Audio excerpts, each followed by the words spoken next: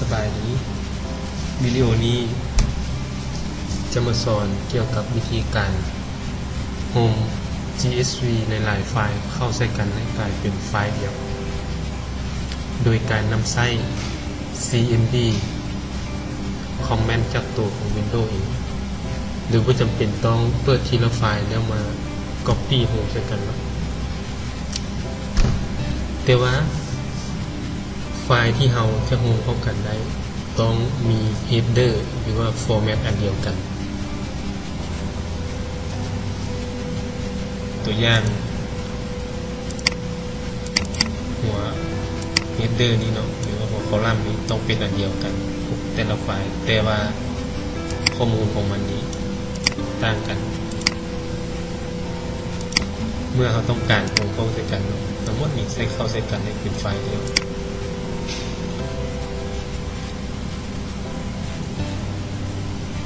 ก็โดนกลับไปโฟลเดอร์ตัวของ Data นี้ Select แล้วกด Shift คีย์บอร์ดค้างไว้แล้วคลิกขวามือเลื่อนมาที่ Open Command Window เนี่ยนี่เนาะมันจะเขียนข้อความเป็นคลิกเข้าไปมันจะออกมาหน้าต่างแบบนี้แล้วให้เราพิมพ์คำว่า Copy แล้วยาวาง1 บาทไว้ดาวCSV ตัวนี้มันจะมีความหมายว่า myDAO.csv หมายความว่าทุกไฟล์ที่อยู่ในโฟลเดอร์นี้เนาะชื่ออย่างไรได้ที่เป็นนามสกุลของ CSV มันจะโฮมเข้ากันอย่าวางอีก1 บาทแล้วพิมพ์ชื่อไม่ของเอกสารที่เราจะโฮมเท่านั้นตัวอย่างว่าไปใส่ว่า data combine .csv ตัวนี้เนาะจะเป็นชื่อไม่เที่ยง combine เข้าใส่กันแล้วกด enter ที่คีย์บอร์ด1 บาทแล้วเราจะเห็นข้อความนี้เนาะหมายความว่า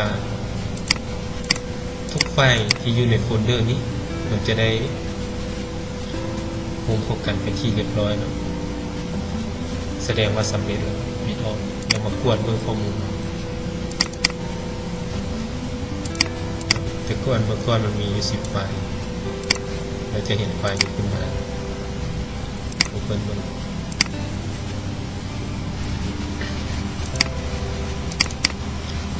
ตัวนี้มันจะมีหัวข้อขึ้นมาเนาะหมายความว่าของแต่ละไฟล์ที่มาโฮมเข้ากันดังนั้นเราก็มาแปะเพื่อเป็นหัวคอลัมน์เดียวมากรองข้อมูล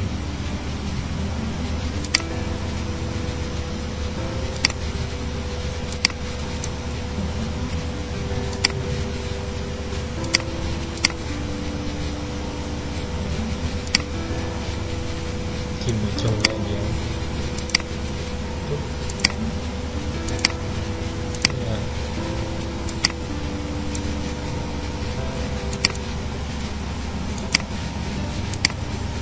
เราจะสังเกตเห็น